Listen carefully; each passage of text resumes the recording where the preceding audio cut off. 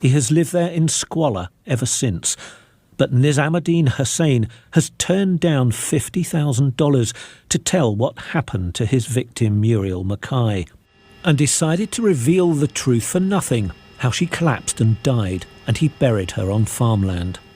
In an interview with the Mckay family's lawyer, Hussain refused the money. I offered you, and Canada gave me the authority to offer you $50,000 US. And you said, why didn't you take it? Money wasn't my objective. What was your objective? Peace of mind. Hey guys, welcome back to my channel again, and thank you for joining me again. So, this is the second video this week because I feel like I am not keeping up or I'm not doing enough.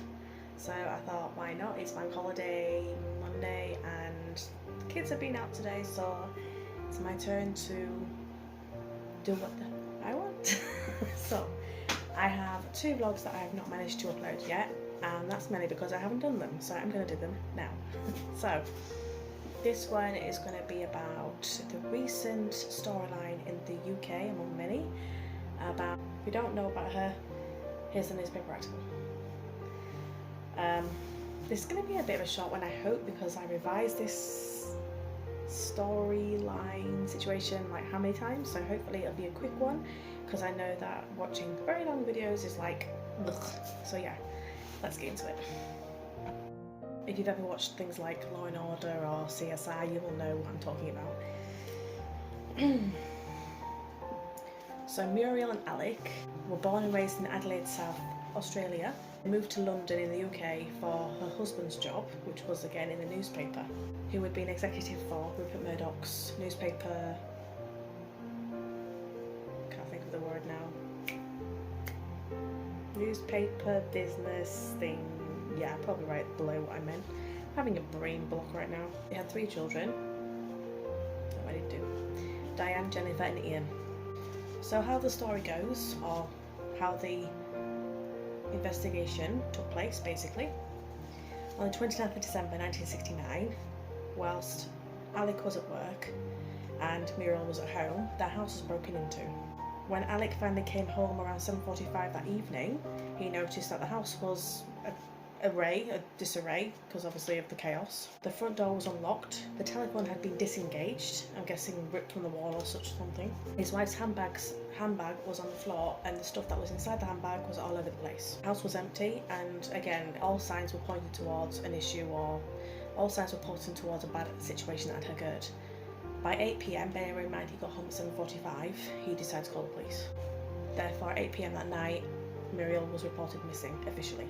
Now, this is a weird case because her body was never found, so she was assumed to be dead in the early 1970s. She was kidnapped because the people that kidnapped her mistook her identity for somebody else, which again is linked to Rupert Murdoch, but we'll get into that as well later. Well, no, I'll say it now. She was mistaken for Rupert Murdoch's wife, Anna Marie Murdoch. And the 2 people that kidnapped her and had this lovely mistaken identity issue were 2 brothers from Trinidad, or 2 Indian brothers from Trinidad in 1970, Arthur and, let me get this right, Nizamuddin. They were later convicted of kidnapping and murder, which we'll get into now. Now, this case is well known in the UK because it's one of the first cases, or among one of the many first cases, that have managed to convict people or murderers without a body, because usually you have to have evidence and you have to have a body, so you can do post-mortem stuff and figure out what happened to the body and use all the evidence you have to support what happened to the body, if that makes any sense. There was confusion about what might have happened because it was noted through the police, obviously, for their reports that 3 months prior the house of Alec and Muriel had been broken into, and things like jewellery and everything else that a burglar can get hold of had gone missing. However, in a twist of circumstances, due to the robbery being there firsthand, and now Muriel was missing and the house was even more chaotic, and her handbag was on the floor, the police instantly upgraded it to a kidnap. This was also due to foreign items which they found when they investigated the house, such as elastoplast, which is, I'll picture it, all these items here for you in case you're not a bit sure, wire, twine, newspaper article printouts, and bandages, and a bill hook. By the time they fixed the phone at 1 a.m. that next morning, they had received messages from a caller who called himself M3, or Mafia 3. It was officially realised at this point that the calls that had been left were issues of ransom. Muriel was ransomed for £1 million, so I say dollars then, but it's English. Over the next 40 days, the M3, or Mafia 3, called up to 18 times more afterwards, each day wanting to speak to a member of the family and not the police. They didn't like it that the police were handling the calls and intercepting them. They wanted to be like any other kidnapper would. They wanted to speak directly to the family. They would even get letters from these kidnappers, and the postmark stamps would be from Tottenham. Obviously, in any case scenario like this, the ransom was basically give me the money or we will murder and kill her. At this point, Alec, I'm not sure if it was under the direction of the police or just himself, was like, I want to see proof of life, basically from Muriel, because you're making all these demands. It's been how many days? So he was panicking a bit that he might even give money and not even get Muriel back. It's been a long time. So he did send 5 letters to the kidnappers to ask for proof of life. In response, he received 3 envelopes, or 3 letters. In response, he received letters that contained 3 pieces of article of clothing of Muriel's. Now this is where it gets a bit chaotic. So there was 2 attempts at dropping this ransom money off, and as usual the kidnappers were like, no police presence or anything like that, but obviously police don't work like that. So the first unsuccessful drop was made, supposedly attempted to be made, on the A1 road, which I'll kind of try and picture it here for you. This was on the 1st of February 1970. However, for some reason, I don't know if the kidnappers could see the police around, even though they might have been in different clothes or in unidentified cars, but basically it was abandoned because there was way too much police around, so it never happened. Unsuccessful. They didn't get any idea of who it might have been, and it just, yeah. Second attempt was made on the 6th of February, and in this situation, to make the drop a bit more better for the kidnappers, they demanded that the daughters of Muriel and Alec drop the ransom money.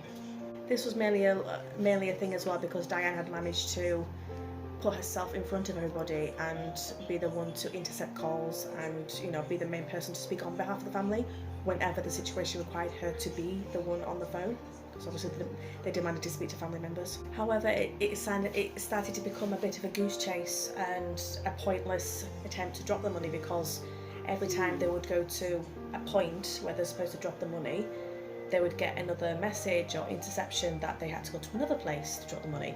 That would go to another place and then another place. So they were just constantly going in circles to different parts. It was like chasing crumbs. So the police were like, you know, this is getting too much now. We're constantly changing location. It's not working out. Something's not right. They're just messing us about. In that instance, the second attempt to drop the ransom money was abandoned. However, saying that, not all was lost. During the ring around or run around of the 2 attempts to drop the ransom money, the police did manage to surveillance a lot of cars and pedestrians and noticed that a blue Volvo sedan, which I'll put here, was constantly passing the areas where they were trying to drop off the money on each time. So it's like, okay, going past once or twice, maybe you're lost. Going past 3 times, maybe you're just double checking. But up to 4 times, it's like, okay, someone's definitely looking out.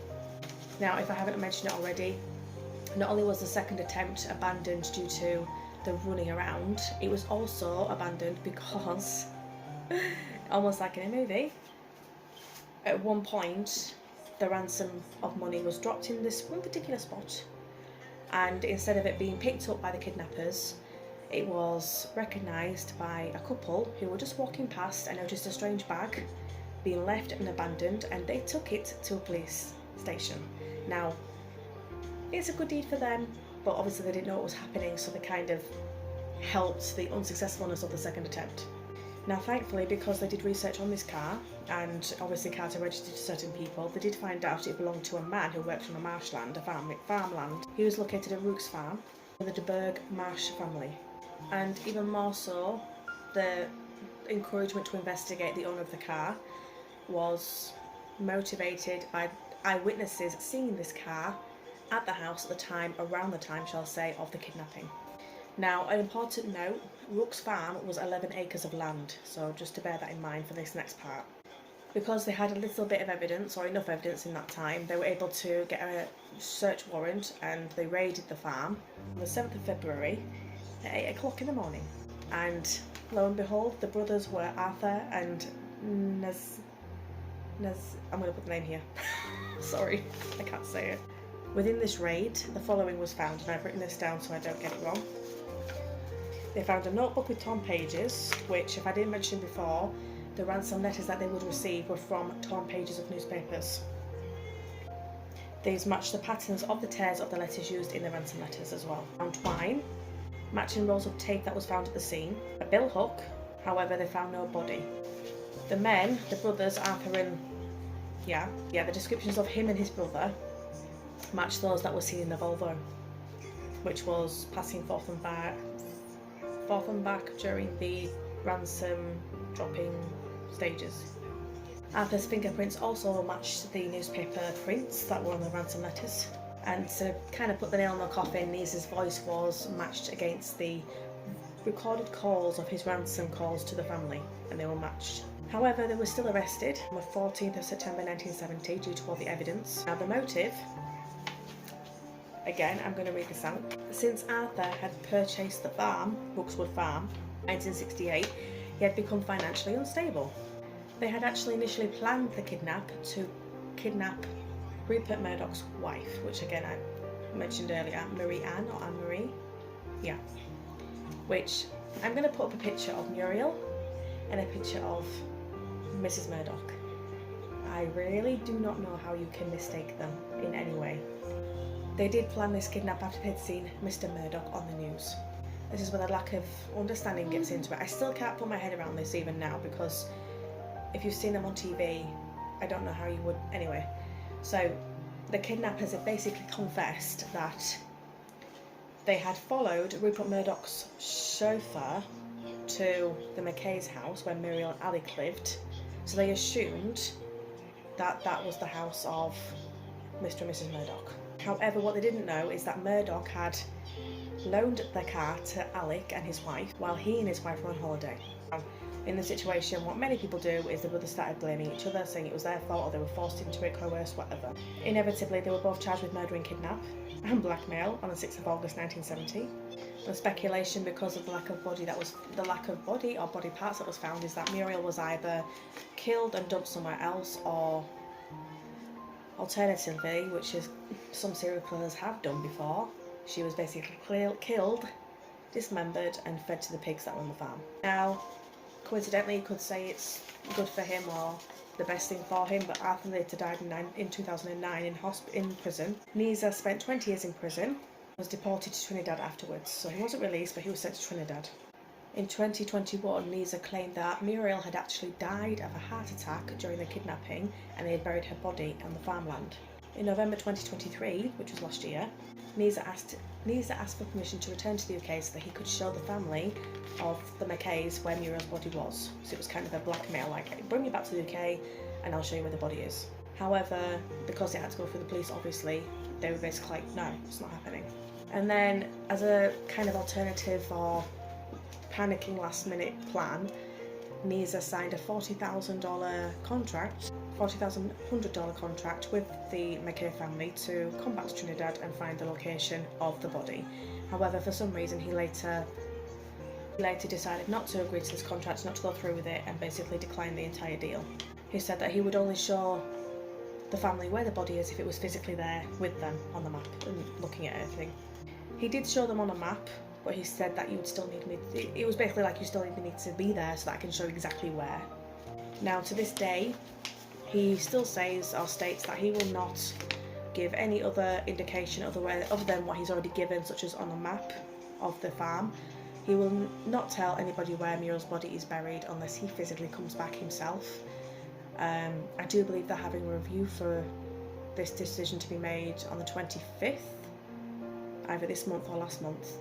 But they are still considering it, but there's so much going into it, because obviously he does not deserve to come back, and it's like giving him what he wants, even though they could easily say, we found the body, now you can go back to Trinidad. You know, it's this deal that I don't even know why he needs to come back to the UK, but yeah, he will not do it unless he personally says, this is where the body is and I'm physically here. I don't know. Will the family ever get closure? I hope they do in a way, because, you know, it's not like they didn't attempt to find her, and it's been a long time, obviously, like, God, 1970, well, 1969, so they do need some closure, and I hope they do get it, so, yeah. But that's all from me for now. If you did enjoy this little mini vlog, I do hope you'll give it a thumbs up, let me know that you enjoyed it. A bit shorter than my previous ones. And subscribe as always, so that I know that I'm doing something right. And comment down below if you are aware of the case, or know anything about it, or would like me to cover anything in particular. Until the next time, I'll see you later. Goodbye, God bless.